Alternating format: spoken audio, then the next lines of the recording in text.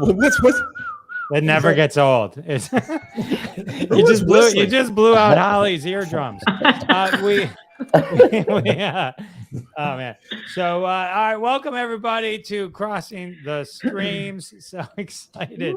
We got a full house. We got such a great show for you today. Crossing the Streams, where we answer the universal question, what should I be binge watching next? I just finished something and now I gotta watch something else. Well, we got you covered. This is episode 109 of Crossing the Streams. We have 108 hours of binge watching TV movie suggestions for you on our YouTube channel. So you can check us out there. We have two very special guests, friend of the show, Tony Berardo, and I'm sure soon to be future friend of the show, but making her debut visit, Holly Shannon. Holly, hello. Hello, Holly. Hi, Holly. Hello. Holly is one of my podcast pals. Tell everyone about your podcast and all that kind of good stuff. So my little show turns 3 in April. Feel free to binge watch that. And it's called Coffee Culture. And this season is all about connection and how we use the coffee meetup merely as a tool to be together. So that's the long and short of it. Oh, I like that. Yeah, I like it too. I had one today.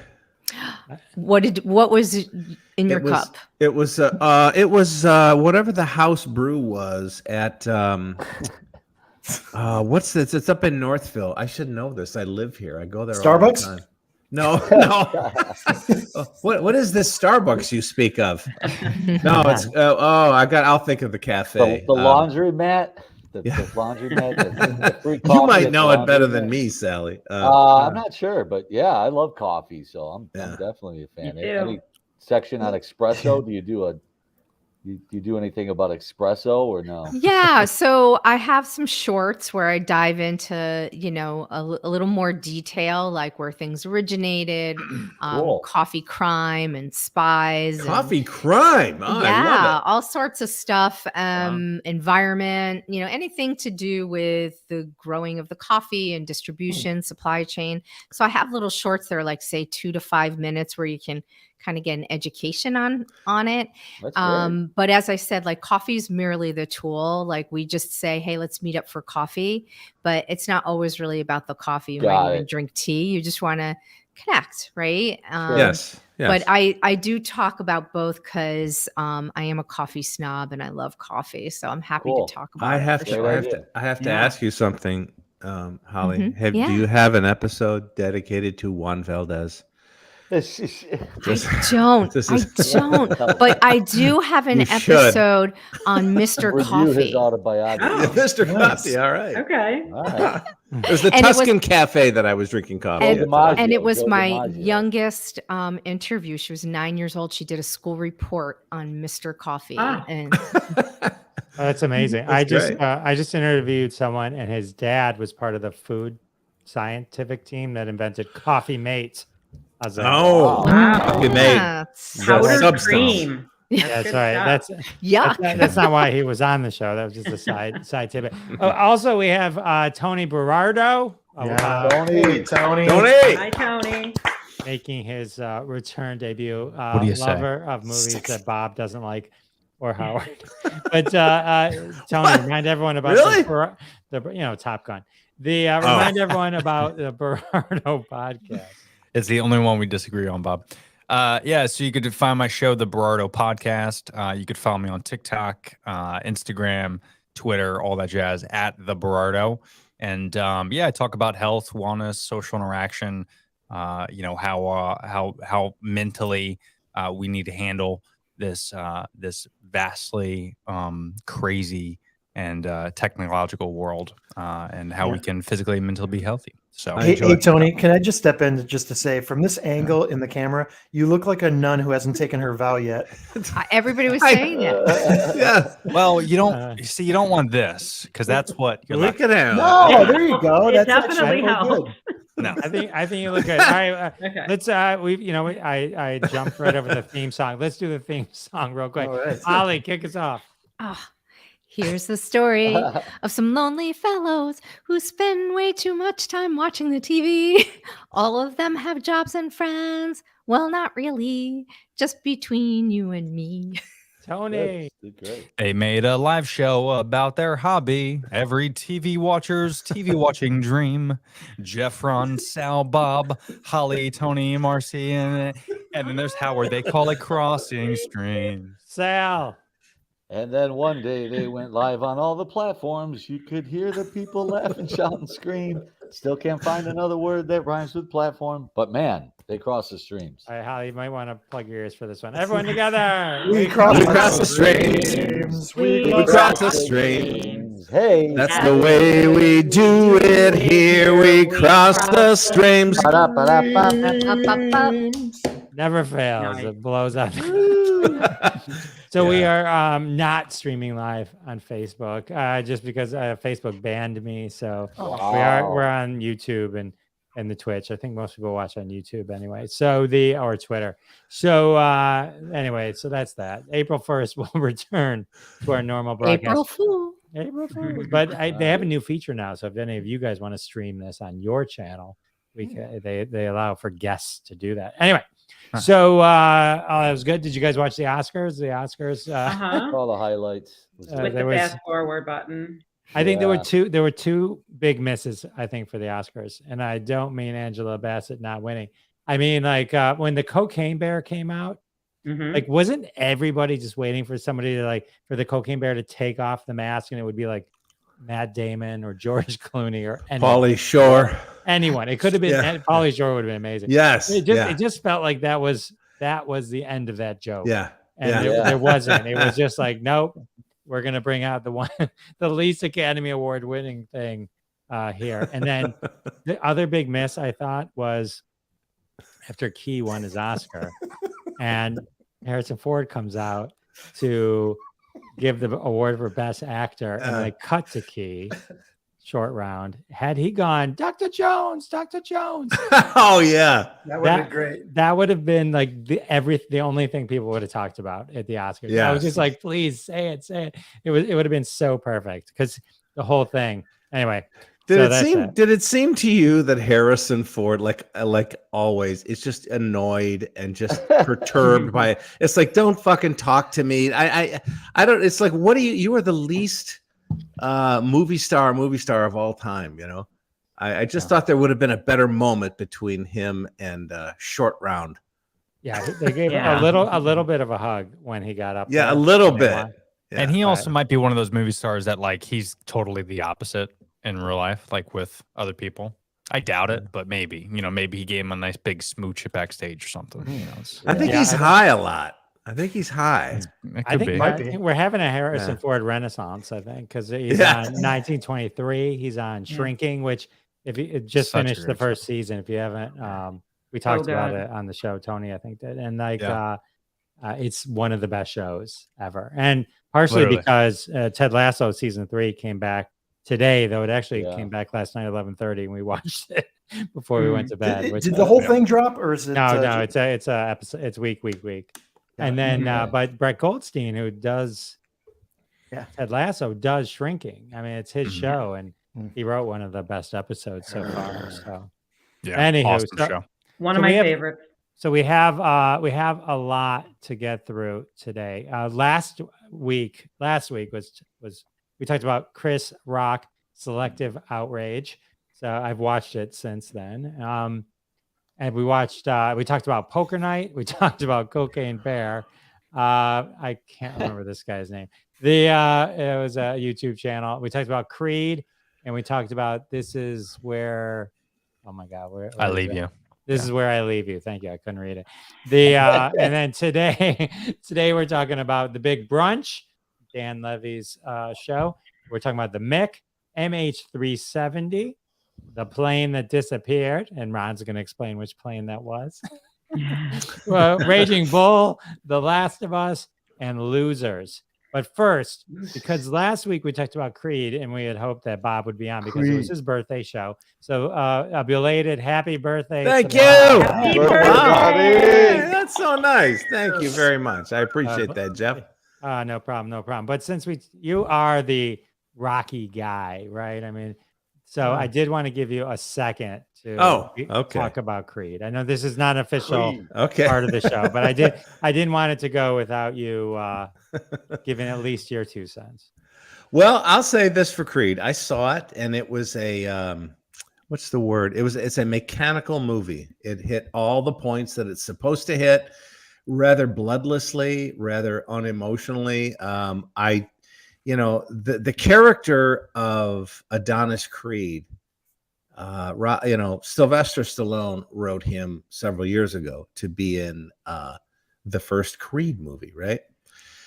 And Apollo Creed's son. Michael B. Jordan, I want somebody to tell him, dude, you can smile once in a while, just once, just in any movie, just smile. Just show that there's something other than consternation and anger.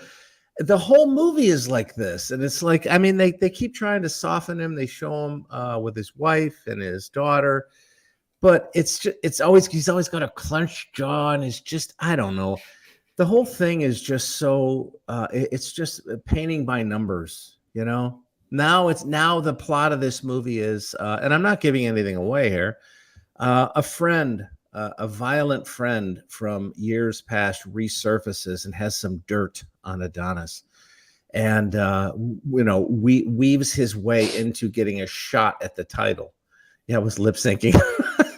Yeah. So I don't know. There's I mean, the critics loved it and the audience loved it on Rotten Tomatoes. Normally, that's a slam dunk for me, but I watched this and it was just joyless. There was just no. There was no, and I hate to say it. Versus Rocky movies. Versus Rocky movies. There was joy in the Rocky movies. It was arcs.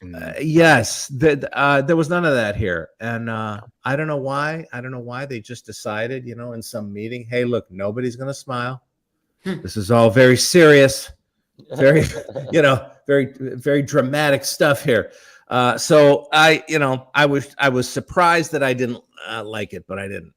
All right. Well, thank you for giving me that moment. Well, I had to. All right. Well, keeping it upbeat, let's go to MH370. The funny part about that transition is I knew exactly where you were going with that. Creed was the in-flight movie on that. Sorry. Oh my goodness. So Jeff is funny. He is very funny. Thank you, Jeff. So look, guys, I travel a lot for my job. I'm on airplanes all the time, as you guys know. Yes. I am fascinated by the travel industry, the entire industry itself, just the pure logistics of it fascinate me. Every aspect of it, about how you get your tickets and luggage and check-in and TSA and just every aspect of it. Boeing 777s, you guys should know, are the most modern, safest, best designed, most efficient, cost-effective airplanes out there. So the very idea that a Boeing 777, a modern one from 2014, can not just crash, but disappear is an impossibility. And it's truly an impossibility. And nobody loves capers more than me. I've done multiple shows on Crossing the Streams talking about capers and bank robberies and things that make the impossible possible. And I love stories like this. We don't have, listen, I'll save you guys the ending. There is no answer to this. Nobody knows the answer of what happened to this plane. There are 3 prevailing theories about what happened to this plane. I'll go through them really quickly because I know we got to get through a bunch of shows today. But the bottom line is this, guys. All 3 of the theories are nearly impossible. However, you got to remember the greater context of this documentary. And that is the context of the documentary is that a 777 disappeared, which is an impossibility. In order for this plane to have disappeared, all of its systems would have had to shut down, and it would have required the cooperation of literally 6 independent countries and all of their radar and airspace and technology for each independent country. It just cannot happen. So the fact is 227 people are gone. This happened in 2014. And there's been no credible remains of the plane. One piece was found, but they're still not positive it came from this plane. Wait, they don't even know that piece. They do Well, not know people where say this. it's, Wow. that it was planted there. Yeah, they do not know. In fact, there's a very good rationale for why it did not come from this plane. So the bottom line is 3 theories are out there. There's the pilot theory, there's the hijacking theory, and then there's the interception theory. Pilot being the pilot deliberately shut down the systems, put the plane into a silent mode, and deliberately crashed the plane. Yeah. The hijacking is less feasible, but apparently one flaw on 777s that it is technically possible for a passenger to get into the avionics suite of this plane and do, if they know what they're doing, they could start to disable systems without getting into the cockpit. That's highly unlikely, but still technically feasible. And then the third option is the interception option, which is apparently this plane was also carrying highly technical, sophisticated military equipment from Kuala Lumpur to Beijing.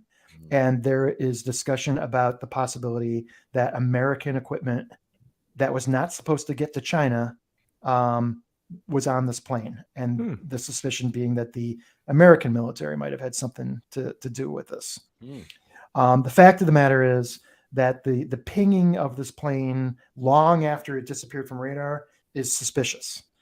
They don't know how it happened. They don't know where this plane is the bottom line. Okay, when you say the pinging after they lost it on radar, so there was ping, but from where? What? Right. So there is a little known technology up until this plane went dark. There's a company out there called Inmarsat. And what they have this technology, it's called handshake technology, which is to say it doesn't communicate necessarily with airplanes, but there are systems on an airplane that will ping a satellite without having to do anything. It'll ping the satellite, and the satellite essentially says, yes, we see you, you're an airplane, and you're within this sphere of the globe, right? And you can pinpoint, depending on the pings, theoretically where the airplane is. The fact is, it doesn't prove anything because you can manufacture those pings, and there's all kinds of ways to solve that for the pinging. So the bottom line is that the Malay government has been wholly unhelpful.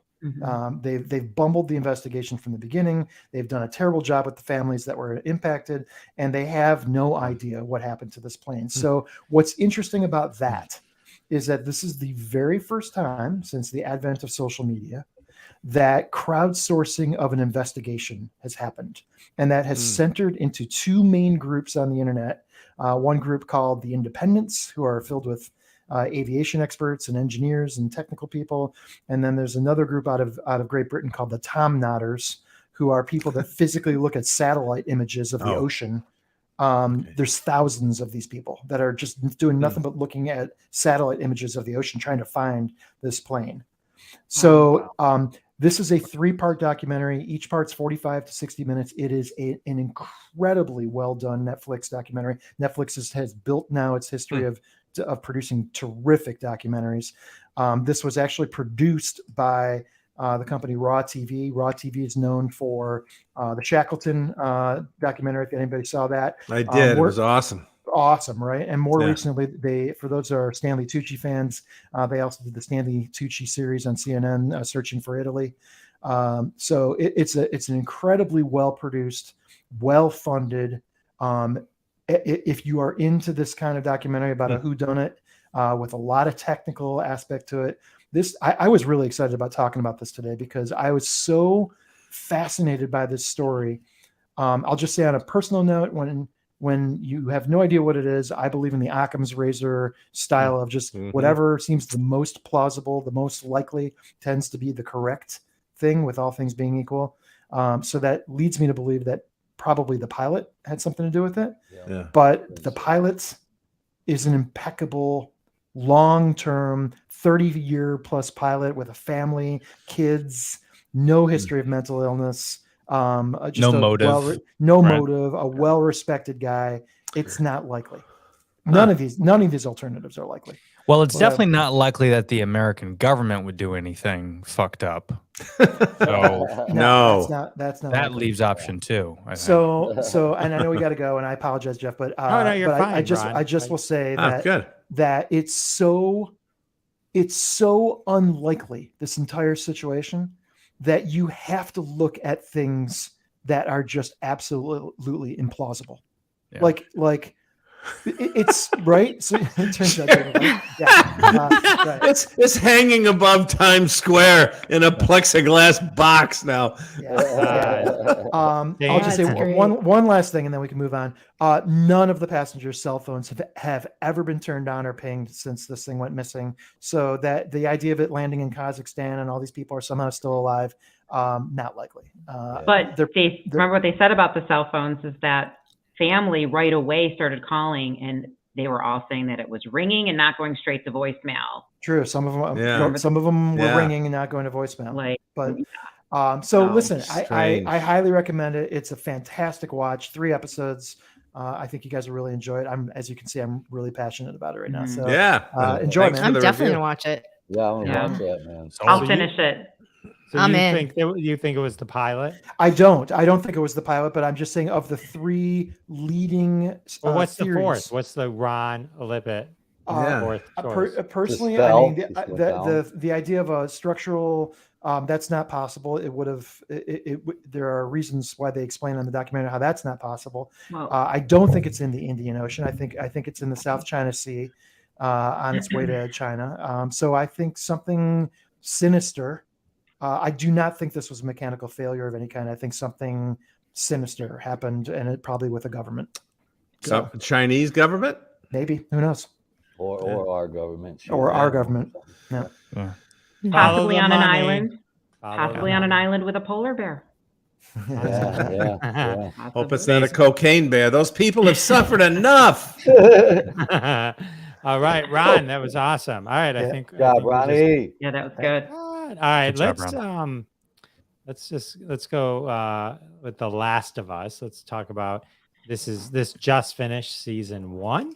This is one of the hot shows. Tony V is going to take us through this. So, has anybody played the video game? Show of hands. I have not.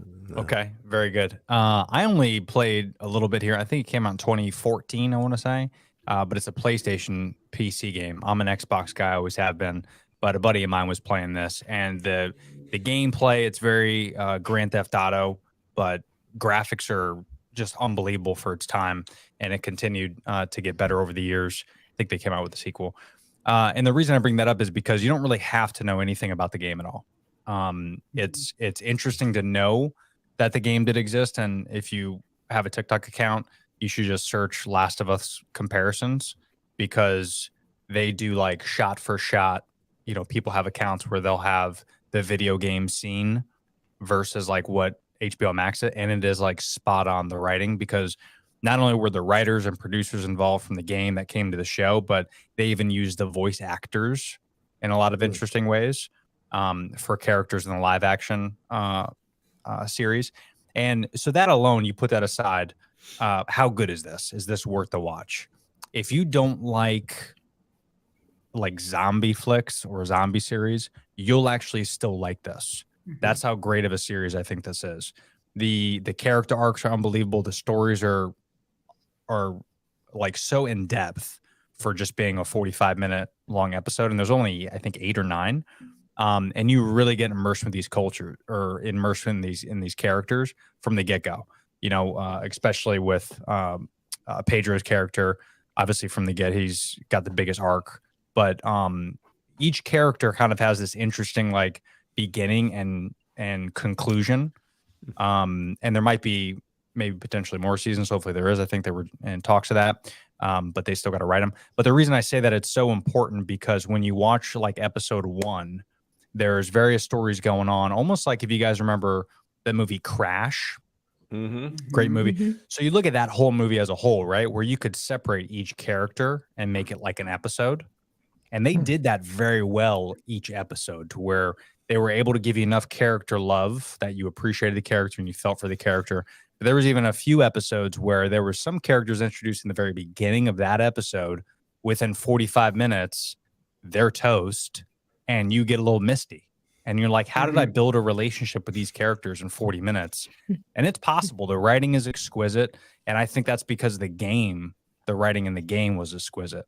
And aside from, there's really I can't think off the top of my head, any live action series or movie that has been spot on from the game. There's no adaptation of video game to movies, except, of course, the classic 1983 Mario Brothers. That's the only game to movie that's fantastic. The rest of them are kind of like, Lara Croft was garbage. Uncharted was Tron.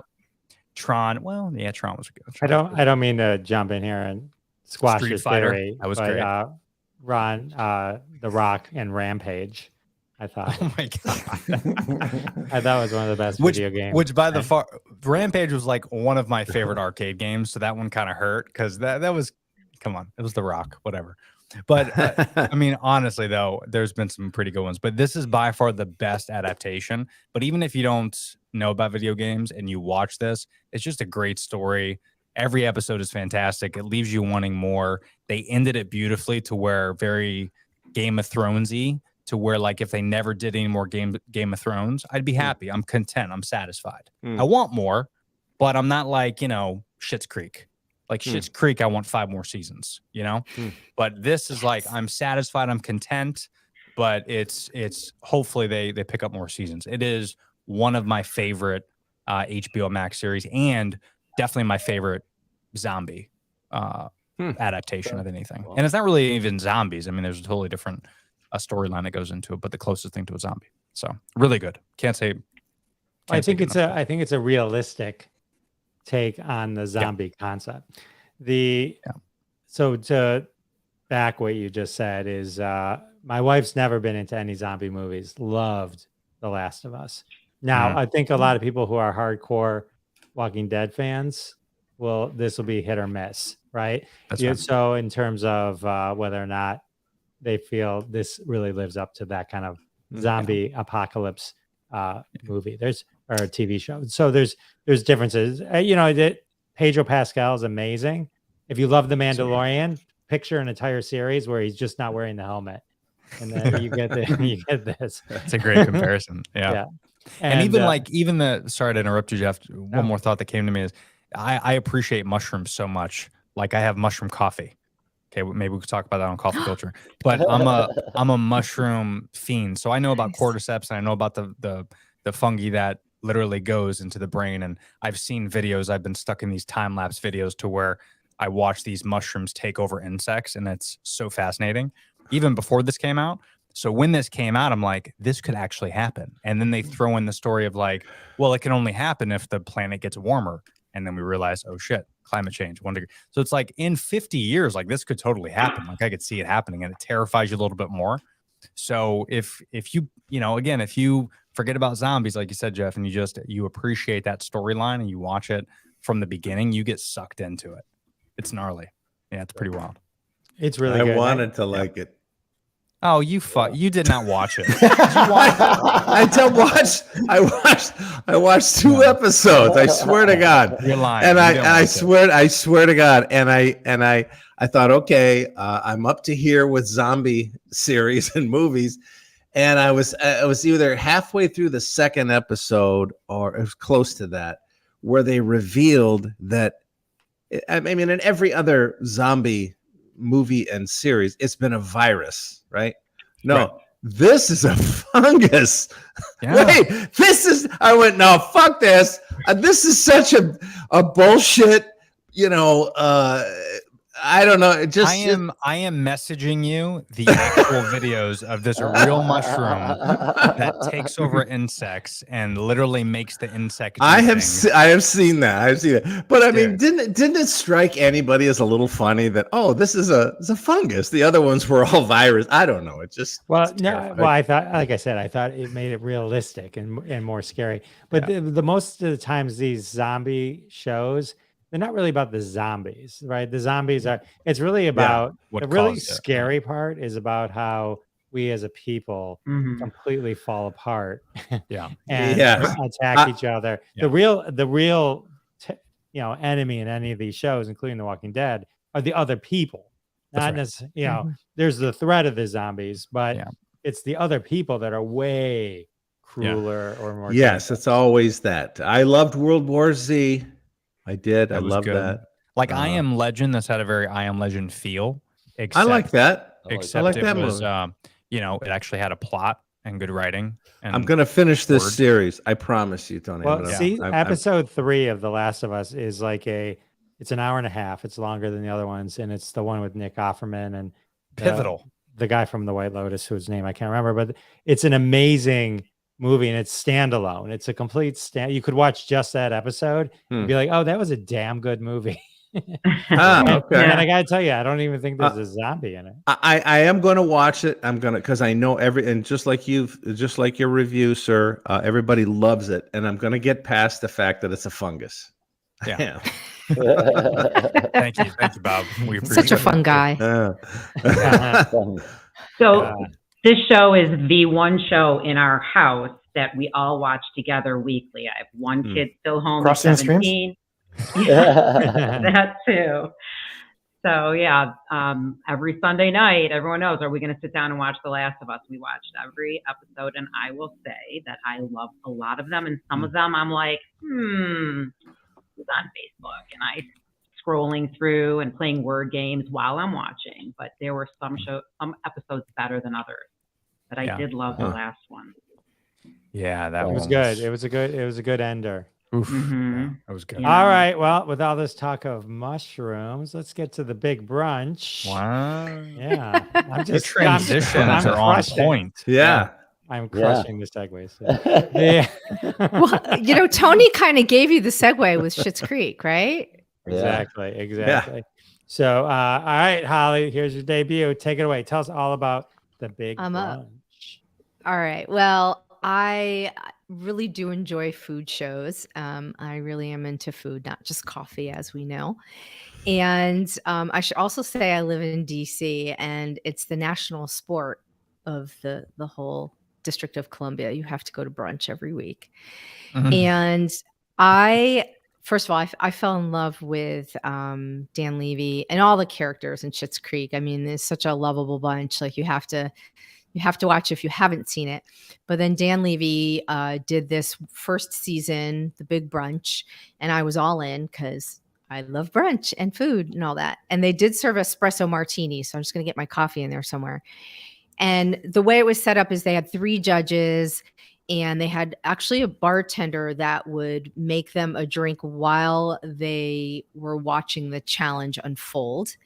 And there was, I think there was like maybe 9 chefs, something like that. And they were a really diverse group, like all different types of foods they were making, some ethnic, some just because they loved it, that type of thing.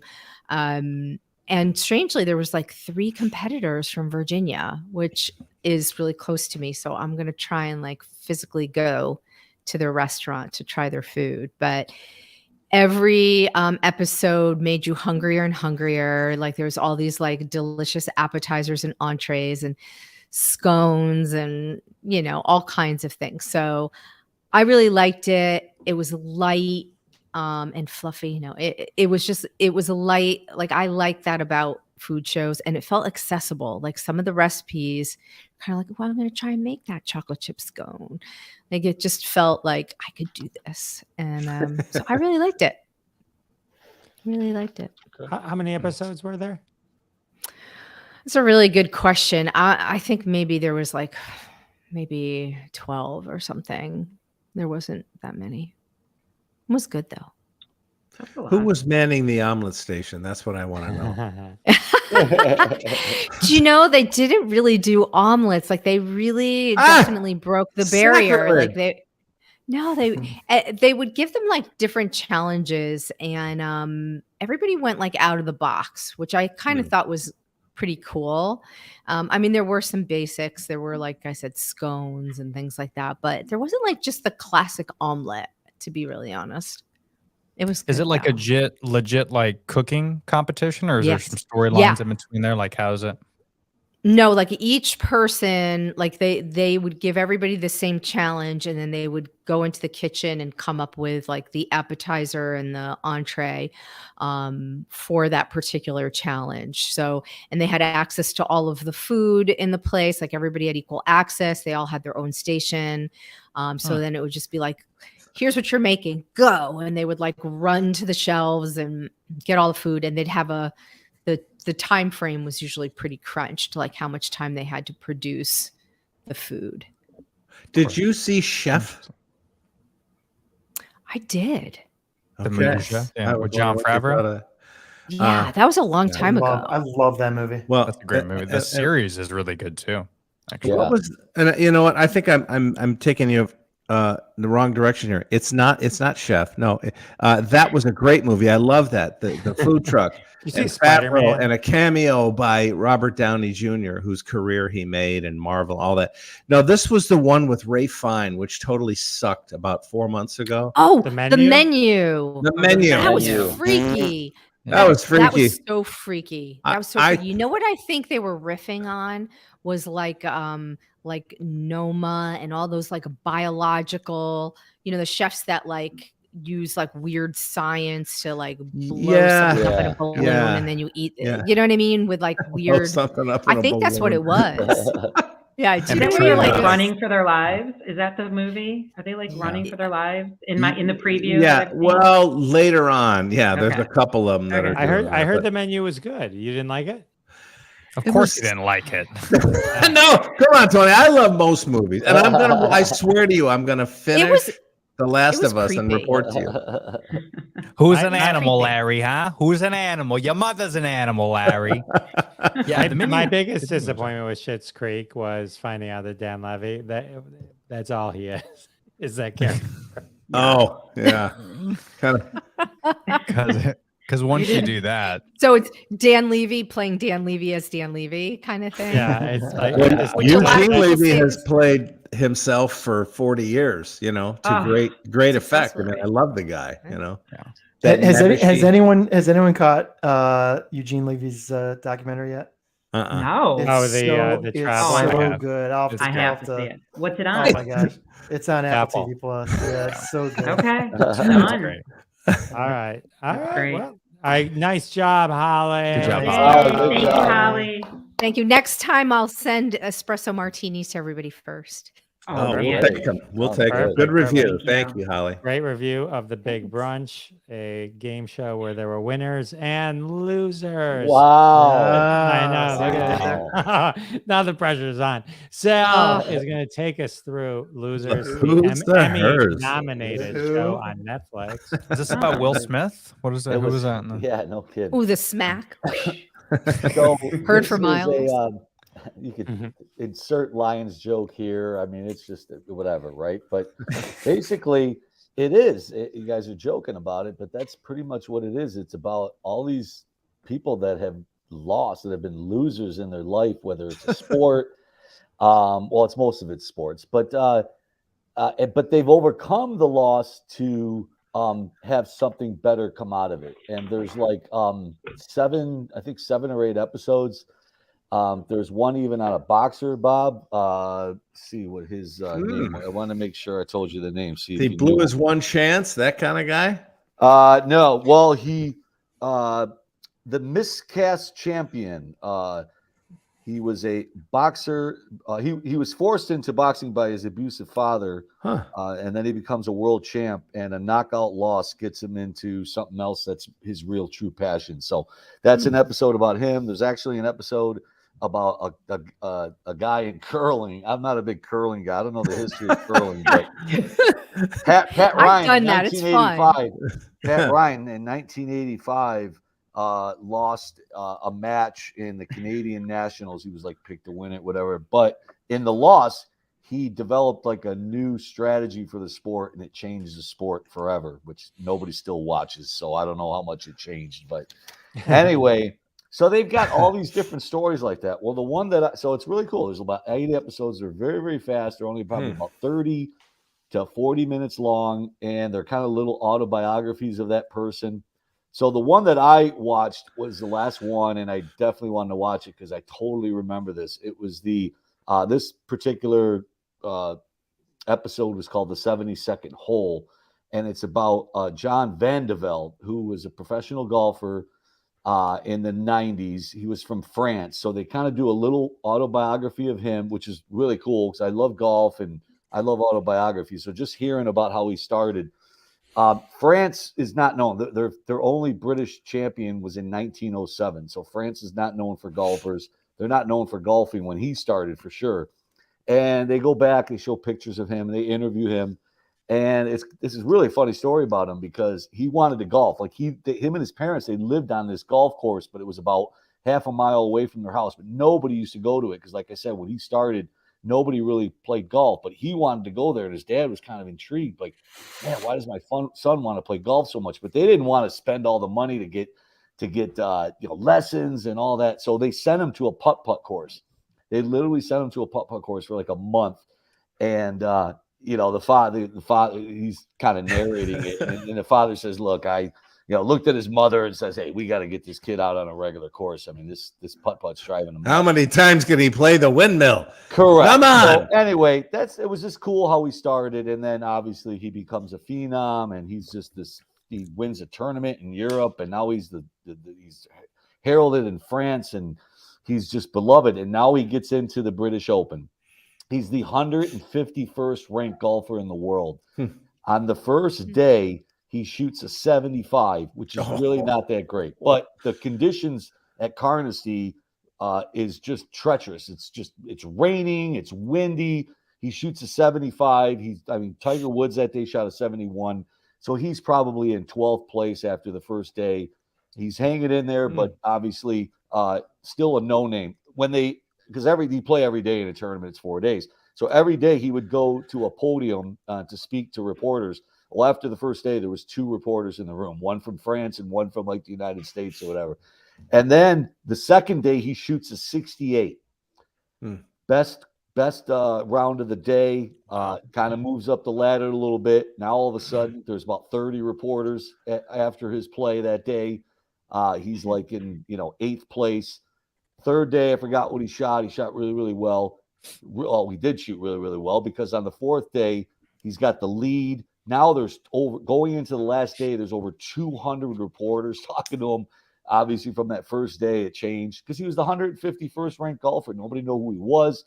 And it's really cool. So anyway, I know we got a lot of going on today, but they go into the 18th hole. He's got a 3-stroke lead. Don't say it. Don't say hole. All he's got to do is basically get a 6.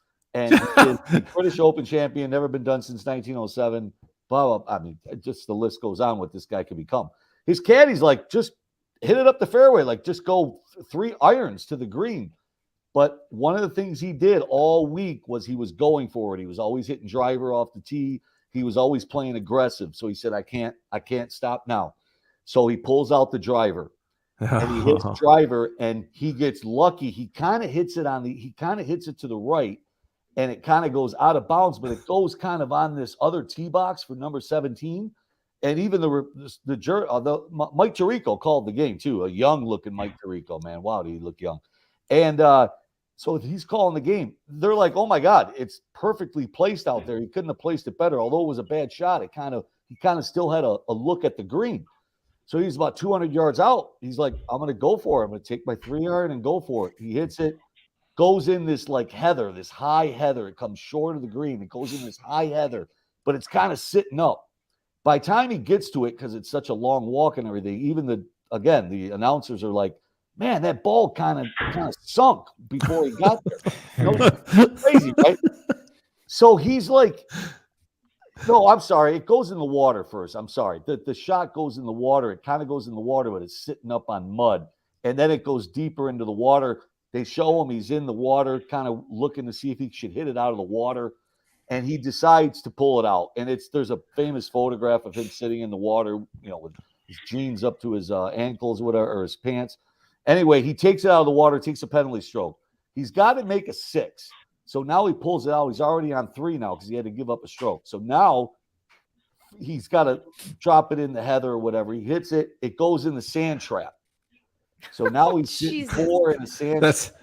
You've described every round of golf I've ever played. Keep going. Now, the other guy, there's another golfer that day on 18 with him, probably the leader, and he's in the sand trap as well, but his ball's like a little bit forward.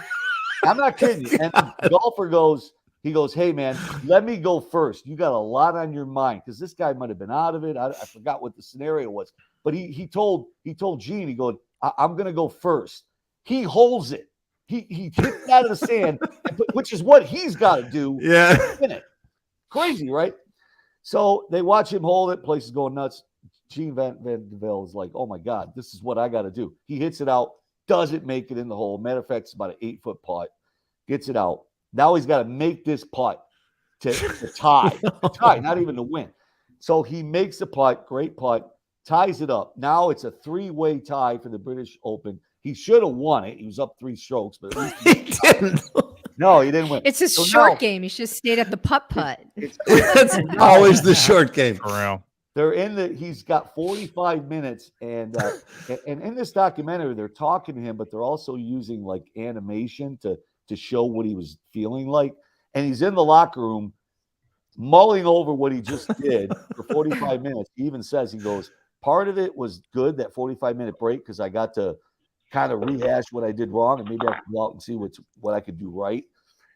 Anyway, long story short, he goes back out there. His first tee shot goes out of bounds, like into the woods, and it's pretty much over. They show him like in the rain sulking, and it's pretty much done. I mean, he's over. He comes in second place, so. And anyway, what a loser! So, yeah, one of the biggest, obviously collapses in British history, PGA history, major history, golf history. But he used to run this school in France, and every year they would get like 15 kids that would come out to the school. Every year he did. He's a pro. He's been a pro for a long time. After that loss, 200 kids came out because he was, even though it was a legend. What happened, he was revered. He was a legend in France. And he went on to obviously teach a lot of kids. The sport became big after that in France. Wow. And anyway, he went on to he retired in 2008, and he's really big with UNICEF now, and just a class act. And he lost. And the interviews he gives after, he's a true good sport. He didn't sulk, didn't say anything. Just said, "Hey man, I played aggressive the whole round. I probably could have just hit it up the fairway and won this thing, but I didn't want to do it that way." Great that one was really good. Watch the other ones. I highly recommend it. I think they're all going to be that exciting. So, what are you rating it?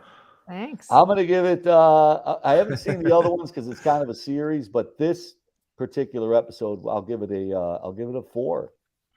4 tomatoes. All right. And then the rest of it, we'll have to see which ones are good. So, but I definitely highly. If you're looking for something short, 30, 35 minutes an episode.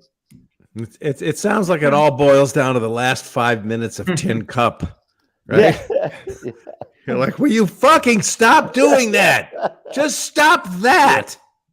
Sounds like a good series. It sounds like, I want to see the other ones. Yeah, so do I, actually. The agony of defeat. All right, from the golf greens to... Good one, Sally. From the golf greens to Greenwich, Connecticut. Let's talk about the Mick. Greenwich. It's Has anyone seen the Mick? It is not new. No one? No. No one's seen it? You have seen it, Tony. I'm not. Yeah.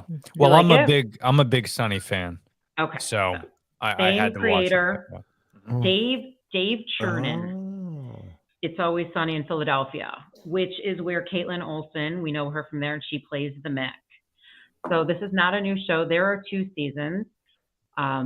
This is a Fox show. And I just remember there was a time when Fox had a new show, a new sitcom. I'd get excited because, you know, they brought us The Simpsons, Married with Children. And, you know, it was just a time when Fox just had like the funniest shows. Well, the Mick, I think, is right up there with one of their funniest shows. It really cracks me up. I love watching it. I watched it with my kids. So fun. So Caitlin Olsen plays Mackenzie Murphy, Mick. And she's somewhat of a, you know, she's got good looks, but speaking of losers, she's a loser. She drinks too much. She parties too much. She steals, and she's just not someone you're going to look up to. But her sister hit it rich when she was she was a cocktail waitress in a strip club, and she got knocked up by a very wealthy man. So her sister's living large in Connecticut, Greenwich, Connecticut, in a mansion. And the episode, you know, there's shows that we watch and everyone says, oh, just keep watching it and I promise you'll get hooked. And you're like, I'm 3 episodes in. Schitt's Creek. So anyhow, the very first episode of The Mick is so funny. It's one of those. Yeah. I've seen the first episode of The Mick probably 6 times because it's that funny. And the only reason I'm talking about it is because I've been so bored with TV. I said to myself, go watch The Mick again. Those, you know, I've seen Friends a million times, so I'm watching The Mick for the second time. So Carla, I'll say Jimenez. I don't know how to say her last name. She plays Alba. She's a cleaning lady in this. Oh, I didn't even tell you what happened. So anyway, what's her name? The Mick goes to visit her very wealthy sister, and the place gets raided. While she's there, her sister and her brother-in-law, they're arrested, FBI, and they're like, take care of the kids. We're going to prison. And Mick is stuck with her 2 nephews and her niece, very spoiled, rich, spoiled assholes. And she moves in with them. Her and the cleaning lady become like Laverne and Shirley. And we're talking physical comedy that is just so much fun. The 2 of them do the silliest, best things, but then also I've got Scott MacArthur, who was in the Righteous Gemstones. He was the bad guy in the first season. Do you guys know who he is? Super funny. Plays a guy named Jimmy. Him and the Mick have a thing on and off again, but he moves into the mansion with her. He's another one with the physical comedy. I mean, he probably gets his ass kicked in every single episode, and it's hilarious. So it is highly recommended on Hulu. We're talking a short sitcom. Like I said, it comes from Fox. And some other people, Scott McCarthy's brother is it Hayes McCarthy? Do you guys know him? He's a stand-up comedian. No. Okay, so relatively familiar. If you saw him, I Googled him. I know that guy. I know who that is. If another stand-up comic saw him, we'd be like, he's not that funny. Anyway. Am I right, Jeff? Sal, come on. Why did it get canceled? Why didn't it get renewed? Anyway, I promise, it is so inappropriate. It's like Fox. It's as inappropriate as you can get on network TV. And now, who plays the girl again? The Mick? So that is Caitlin Olsen. You know what? Remember Hacks on HBO? Caitlin Olsen. Yes. Great. Yeah. Real pretty blonde, super funny. I thought that role on Hacks was not her best. Okay. She's so much funnier than that. But I loved Hacks. Yeah. Anyway, so she plays the daughter. Jean Smart. Oh, she's Jean Smart's daughter. Yeah. Okay. That's who she is. Did you not watch It's Always Sunny in Philadelphia, Jeff? Have you not seen that? I've seen like a season or so. Okay. I loved it. I just didn't continue. It's a great fucking sitcom. That's probably my favorite sitcom. It's a really funny show. Yeah, it's great. Really funny. Yeah, but no, great review. I agree completely. I watched all season. I think she didn't do more, Jeff, because maybe I don't know. Maybe it was too much work with Sunny because that's still going on too. So that could be it. But I feel like from I listened to their podcast as well, and I think this is like the comedy she wanted to do. She wanted to do physical stuff. She wanted to kind of be the badass. It's very bad Santa like, you know, where she's like she's the fuck up, but she gets in so many shenanigans. It's worth a watch. I mean, it's funny.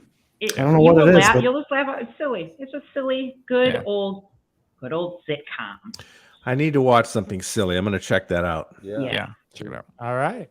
Well, let's Good job, Marcy. Thank you. finish it up. Marcy. Speaking of silly, let's talk about Raging Bull. Oh, yeah. one of Such my a favorite silly. movies. One of my Mine favorite too. Movies, man.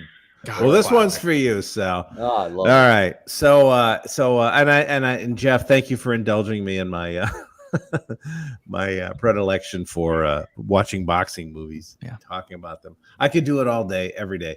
This is if you look at in my view, there are two great boxing movies. One of them is Rocky, the other is Raging Bull. One is very stylized and misty-eyed and sweet and corny and lovable and awesome, and that's Rocky. I can't get enough of that movie. I see something new every time I see it. This one, Raging Bull, I think I'm glad I watched it again because I was thinking about Scorsese's constant ranting against Marvel and, you know, big movies and popcorn movies, how they're not quote unquote cinema, right? And I thought, you know, that's kind of a cheap shot that he's doing. People are acting in all kinds of things, and whatever the public wants, the studios will give them.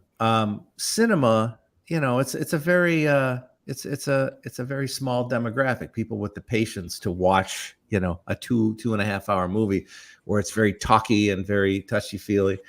But this one, Raging Bull, is both of those things. It tells the story of Jake LaMotta. I know we're running out of time here, so I'll You got compress plenty it. of time. Just go.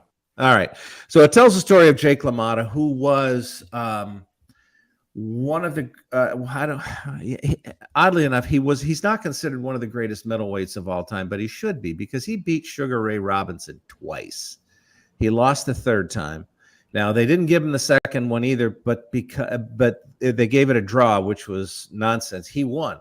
This was a guy who beat Sugar Ray Robinson in his prime, and Sugar Ray Robinson is considered to be pound for pound one of the top 3 fighters of all time. So that kind of jarred me when I'd forgotten about that. I forgot that part of history. But getting back to this whole cinema thing and integrating it with a boxing movie, Scorsese is just a flippin' master. And by the way, a little interesting bit of trivia about this movie. Scorsese said he never spent more time editing a movie than he did Raging Bull because he thought it was going to be his last movie. Wow. Because he had delivered a couple of clunkers to the studio. One of them was New York. And the other one was, I got to think of the other one now. But they were like, hey, you know, Marty, whatever. This was before he was Scorsese. He was just Marty, right? And so this movie is infused with that attitude of his. He wanted to tell this story with all the warts. Jake LaMotta was an asshole. He was just a piece of garbage. He beat his wife. He beat up his brother. He beat his kids. And Scorsese, to his credit, doesn't gloss over it. In fact, he shows you almost too much sometimes because you just want the violence to stop. But it can't, because that's the story. He's such a piece of human garbage, but he's such a driven fighter, fighting these demons. I mean, he does things like, and this is all true. Jake LaMotta, you know, his wife, he married her when she was 15 or 16, and he was married at the time. He met her when she was 15. She was like a lifeguard at a pool or something. So at different times, different sensibilities. But anyway, nobody cared about that back then. What they did care about was the fact that he was a guy from Brooklyn who was going to get a title shot. And by the way, he fights Sugar Ray, beats him, and then fights him again 3 weeks later. 3 weeks, okay? Now it's a year. It's minimally a year before somebody fights somebody else again, or a year and a half or 2 years. So it's different times. Now, Scorsese shows what a psycho LaMotta is, and he doesn't make excuses for him, but he just keeps peeling the onion back on, okay, this is the way this is why this guy is the way he is. You can take him or leave him. I mean, he literally knocks out his wife. Kathy Moriarty was her first movie role. It was Joe Pesci's first movie role, played LaMotta's brother. He savaged him, beat him up, accused him of having sex with his wife all the time, and somehow managed to be a champion and to keep his eye on the ball and somehow keep winning these fights. Well, like boxing is in most cases, it becomes a cruel thing toward the end of a fighter's life, and he doesn't win anymore. There was one part of the movie that was so telling about the character and the way Scorsese did it, and I loved it. LaMotta was scheduled to fight this kid named Tony Gennaro, and that's his real name. And he had some idea in his head that his wife, Kathy Moriarty, she mentioned something about how handsome he was. Oh, he's a handsome kid. So LaMotta hears this and goes, okay, this kid's going to pay. And he just pays and pays. He could have knocked him out in the first round, but he just carries him round after round, beating him and beating him and beating. And just when the guy's going to go down, he backs off so that he can survive the round, so he can go out and beat his ass for another round. This was LaMotta. And that particular point in the movie is where Scorsese brought that sort of cinema thing in. I have that cinema thing, and I don't mean to diminish it. It's where he brought his movie making sensibilities in that he still does today, and makes something out of what would have been kind of an inconsequential event in someone's life. It shows you right then and there who you're dealing with. And at that point, you switch gears on how you feel about LaMotta. Now you're like, dude, you're going to get it. You got to get paid back for this shit you're doing to people. And it's not, I mean, you do root for him. You want him to win the title. But at the same time, you're like, God, I hate you, you piece of garbage. So, and that's all Scorsese doing that. So I have to say, and I'm going to just wrap it up here. I'll just say, I get what Scorsese was saying now about the lack of a focus on cinematic movies, if that's the word. Because True film. Yeah, yes. Because you watch this, I mean, he shows you all of it, man. There's nothing held back. But somehow there's still some romance because it's a movie, and he doesn't completely let you go down the hole where you have no respect for LaMotta. You have some, and that's what keeps you going throughout the whole movie. So there you go. Raging Bull. Raging Bull. Awesome, Bob. Hey. Good job, Bob. Great job all around. Fabulous show. Thank you, everybody. It was a really good show. Special good thanks show. to our guests, Holly and Tony. Holly, Thank you, Holly. Holly, Tony. Nice meeting you, Holly. Thank you so much. Plug your, You guys are great. Plug your The podcast Berardo. again. Yes, follow Holly Shannon, Instagram. Follow my show, Coffee Culture. Look, I'm trying to get my little fingers in the right spot. I'm going to check out your coffee culture. Yeah, me too. Yay. Thank you. Yay. Thank you. Tony, nobody ever says they're going to check out your podcast when you bring it up, but bring it up again. Let's see what we can do. Mine's not about coffee. If it was about coffee, maybe they listen to it. I mean, I don't know. I will check it out. Yeah, health and wellness, the Berardo right there. Check out the podcast available everywhere. Thanks for having me on. This was a blast. Yeah. Tony has a great podcast, and he's got an awesome company with his wife, Meet Cute. So you check that out. Sal. Nice. SalD'Amelio.com. If you're out and about, Janetti's Sal and Bob podcast, listen to that. Got a new episode out this week. Interview with Nigel Collins. Speaking of boxing, a very good boxing, Hall of Fame boxing writer. So listen to Sal and Bob. SalD'Amelio.com. Good night, everybody. Thanks. Bob. All right. Hey, it's the 18th sellout in a row at Janetti's Hole in the Wall Theater, the Sal and Bob Show this Thursday. You can't get tickets, but you can stand outside and lick the condensation off the windows. It's going to be a barn burner. We have our friend Ron Feingold coming up. And then later on in April, I'm going to be at the Bricktown Comedy Club in Oklahoma City. Nice. And then a bunch of stuff in between. But BobPhillipsComedy.com. Thanks, everybody. Awesome. And Marcy, where are you going to be tomorrow? I'm going to be the Bob and Sal show tomorrow night, actually. Oh, wow. Nice. Hey. I got my tickets. Yeah. Yay. So that's where you'll No- find me tomorrow. No licking condensation for Marcy. She's gonna None. eat. I'm gonna lick the carpet inside the restaurant. All right. Gonna be a fun. Where is one. this, by the way? It's in Northville, Michigan. It's on Main Street. Yeah. It's a little Sorry, bit I'm far not able to anyway make from- that. Yeah. Well, next Yeah. time. Next time. Girl- I'll be Girls' licking the night out. condensation of mine. Yeah, right? Ron, say goodnight. Back in the air on Delta Airlines, heading off to Nashville, Tennessee, and Opryland on Sunday night. So excited about that. But All right, baby. guys, have a great one. Awesome. Hey, and nice. Thanks. so when I was the headliner of one of the 18 sellouts of the Bob and Sal show, Yes. this woman, this sounds horrible, but remember she collapsed. This woman Oh. collapsed. The Fall of Catherine. Yeah. And- Should I be scared? She ended up okay, so I'm only bringing Yeah. this up because she was okay. Yeah. But after a while, she gets up, and she shouldn't have, and they're trying to walk her into the other room because she literally passed out in the front of the stage. Yeah. They're trying to walk her out of the room.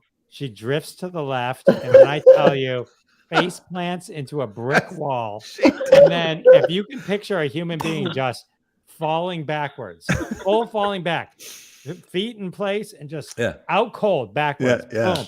They actually made Oh it my worse. God. And she went out cold. Trust And then- fall. I don't want to Wasn't she- laugh, but it sounds funny. No, she was okay. So. It was okay. She was but it just okay. like, Oh, oh, my man. This God. raises She- the bar for yeah. tomorrow Yeah. night. Yeah. She got- died. She died on the second time she fell, but the first time. First time. So She got fabulous Sal and Bob prizes. Yeah. Jeff, Mark, all right, you I'm watched Jeff me, walk Dwoskin. to the I- bathroom. I'm host of Classic Conversations. You should, my current podcast is Joyce Bulifant, which she was Gavin McLeod's wife on Mary Tyler Moore show. But also an interesting story in the podcast is, and this is something that as I've kind of grown the podcast and you start to interview multiple people, you can start to ask somebody one question, ask somebody about something, and then you have that person on and ask them, and you get like 2 points of view. Like I had Sharon Glass on, she was Cagney and Lacey. Well, I had Loretta Swit on, she was Hot Lips from MASH, right? But she was actually the first Cagney. She was actually the first Christine. Oh, she Cagney. was, huh? I didn't And so know that. it kind of like getting the story. But Joyce Bulifant, we talk about this a lot because I had Lloyd Schwartz on my show, who was the son of the person who made the Brady Bunch. But she was Carol Brady. She was literally cast as Carol Brady. And then the upper ups said, well, Florence Henderson's available. And so they ended up getting Florence Henderson and kicking her out. It's a really cool story. So, Now it's Joyce Bulifant. Okay. Oh yeah. Okay. Yes, she's the little blonde. I remember her from all kinds of things. she's in Airplane in the scene where the person's singing and knocking out the girl from Airplane. The IV tube. The IV tube. She's the mom in that scene. Yeah. So, all right, everyone.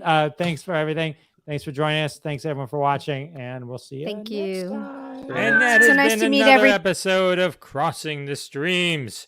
Join us every Wednesday, 9:30 p.m. Eastern Time, live on Facebook and YouTube. Follow the Jeff Dwoskin Show on YouTube to be alerted every time we go live with your hosts, Jeff Dwoskin, Ron Lippett, Howard Rosner, Bob Phillips, Sal D'Amelio. We're all in the socials. Follow us, listen to our podcast, Classic Conversations, and the Sal and Bob Show. Check them all out, and we'll see you next week and every week when we cross more streams right here. See you then.